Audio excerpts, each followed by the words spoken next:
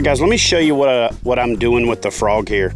First and foremost, I'm fishing a really long rod because I like to make long casts. And when the fish blows up on it, I like to drop my rod tip, let him take it for a second, reel down, and set the hook. So I'm using a 7'8" All-Pro frog rod. That's a rod I actually designed. And the reason is I like that leverage. But let me show you the most important part of my setup for fishing hydrilla. And I don't do the same thing for lily pads, and I don't do the same thing for all types of grass.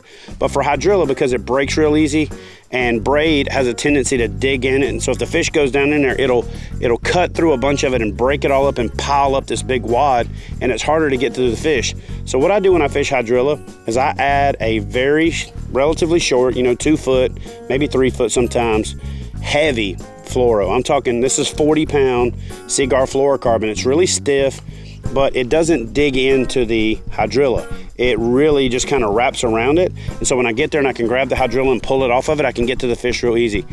If they take it down and they cut sideways, you might be under, 3 foot of braid or 3 foot of hydrilla that the braid digs into, and it makes it that much harder to get the fish out of. So if you want to reduce frustration when fishing hydrilla with toad baits or frog baits, add a heavy fluorocarbon leader. Now, the main reason you don't ever fish fluorocarbon with frogs is because it sinks. But because of the thickness of the diameter of this fluorocarbon, it lays on top and it's not going to sink through the hydrilla. If I was doing lily pads, I wouldn't want to do this because it'll sink down between them, and the next time you go to set the hook, your line's all zigzag through them and it binds up. But for hydrilla, because of the diameter, that leader lays on top of it, and it is just deadly for saving yourself the frustration of getting bound up with braid. Now, the next thing I like to do, after I use the leader for a while and it gets kinked up, simply hold it with your hand, pull it tight, rub your hand back and forth on it. And this is a trick fly fishermen use.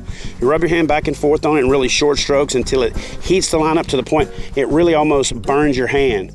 And then when you let go of it, it takes out a lot of that memory. Simply do that to every place that some memory gets in the line. You'll take the kinks out of the leader and you'll reduce frustration over a day of fishing. So anyway, for catching fish on frogs and toads in hydrilla, a heavy piece of fluorocarbon leader will put more fish in the boat and reduce frustration for you.